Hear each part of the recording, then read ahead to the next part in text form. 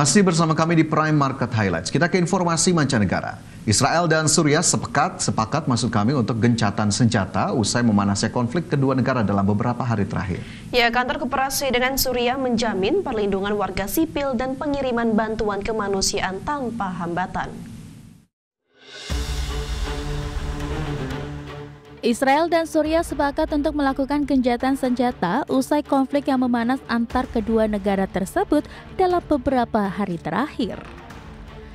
Keputusan ini disampaikan oleh Duta Besar Amerika Serikat untuk Turki, Tom Barak, melalui akun media sosial pada Sabtu pekan lalu. Barak menyebut keputusan gencatan senjata ini turut didukung oleh sejumlah negara tetangga Suriah dan Israel seperti Turki dan Yordania. Di sisi lain, kantor kepresidenan Suriah mengumumkan gencatan senjata yang komprehensif usai kerusuhan yang terjadi selama beberapa hari di Provinsi Suwaida. Kantor kepresidenan meminta semua pihak untuk sepenuhnya mematuhi keputusan ini dan segera menghentikan semua operasi tempur di semua wilayah. Kantor kepresidenan Suriah juga memastikan perlindungan bagi warga sipil dan menjamin pengiriman bantuan kemanusiaan tanpa hambatan. Sebagaimana diketahui, konflik antara Suriah dan Israel bermula dari bentrokan antara suku Arab Baduy dan kelompok Druze bersenjata di Suwaida pada 13 Juli 2025. Aksi kekerasan yang kemudian meningkat itu kemudian disusul oleh serangan udara Israel yang berdalih melindungi komunitas Druze sebagai sekutu Israel. Berbagai sumber, IDX Channel.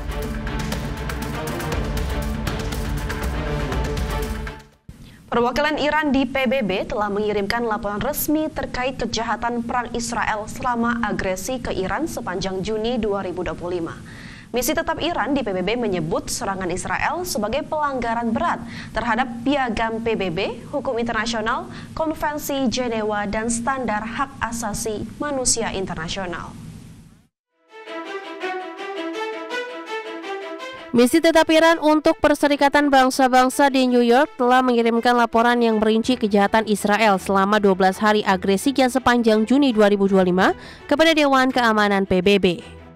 Dalam surat serupa yang ditujukan kepada Sekretaris Jenderal PBB Antonio Guterres dan Presiden Dewan Keamanan yang sedang menjabat Asim Iftikhar Ahmad, misi tersebut menyajikan laporan komprehensif tentang pelanggaran, terutama yang menargetkan perempuan dan anak-anak. Menurut laporan yang terlampir dalam surat tersebut, 1.100 warga sipil termasuk 132 perempuan dan 45 anak-anak tewas dalam serangan Israel sejak 13 Juni 2025. Lebih jauh, laporan tersebut mencatat serangan-serangan Israel dilakukan dengan sengaja menargetkan infrastruktur sipil dan vital, termasuk rumah sakit hingga fasilitas nuklir yang didukung oleh militer, intelijen, serta dukungan substansial dari Amerika Serikat. Misi tersebut mengutuk serangan Israel sebagai pelanggaran berat terhadap piagam PBB, hukum internasional, konvensi Jenewa, dan standar hak asasi manusia internasional. Karena itu, misi Iran mendesak Dewan Keamanan untuk menangani impunitas struktural rezim Israel dan sekutunya, serta mendesak tindakan tegas terhadap mereka yang bertanggung jawab. Berbagai sumber, IDX Channel.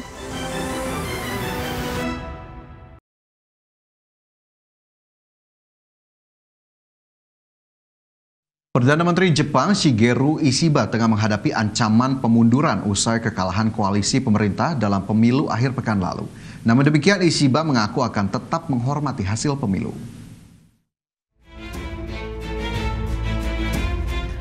Koalisi pemerintah Jepang mendapat pukulan telak setelah kehilangan kendali atas majelis tinggi. Hal itu menjadikan tekanan terhadap Perdana Menteri Jepang Shigeru Ishiba untuk mundur akan semakin besar meski ia bersikukuh untuk tetap berkuasa. Jumlah media lokal menyebut koalisi pemerintah yang terdiri dari Partai Demokrat Liberal dan Komeito gagal memenuhi target pada pemilu yang berlangsung pada akhir pekan lalu, di mana koalisi ini seharusnya meraih 125 kursi dari 248 kursi untuk mencapai ambang batas mayoritas di majelis tinggi.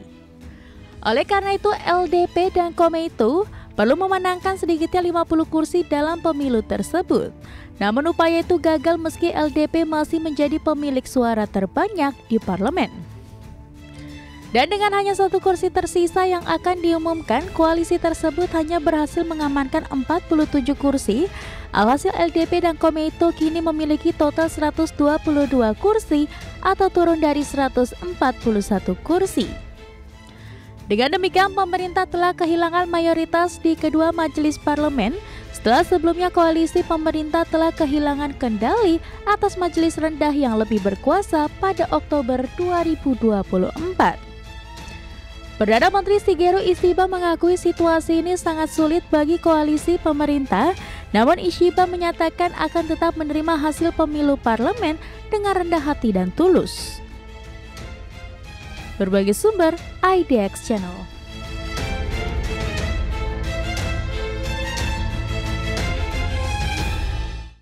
Selanjutnya pemirsa, Bank Sentral China mempertahankan suku bunga pinjaman acuan sesuai dengan ekspektasi pasar. Ya, langkah PBOC mempertahankan suku bunga tersebut juga sejalan dengan perekonomian China yang tumbuh lebih baik dari perkiraan di kuartal 2 2025. Bank Sentral China pada hari ini memutuskan untuk mempertahankan suku bunga pinjaman acuan.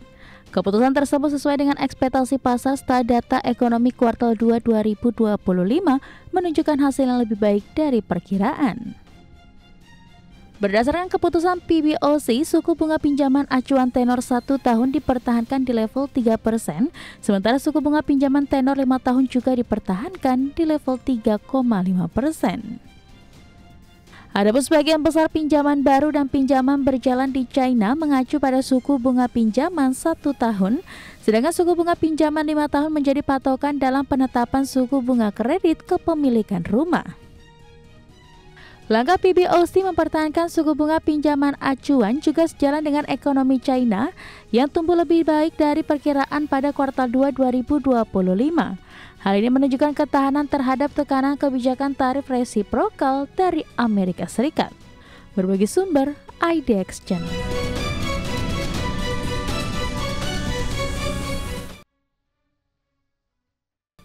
Nilai market cap TSMC kini menembus $1 triliun Amerika Serikat. Dan tetaplah bersama kami pemirsa, Prime Market Highlight segera kembali.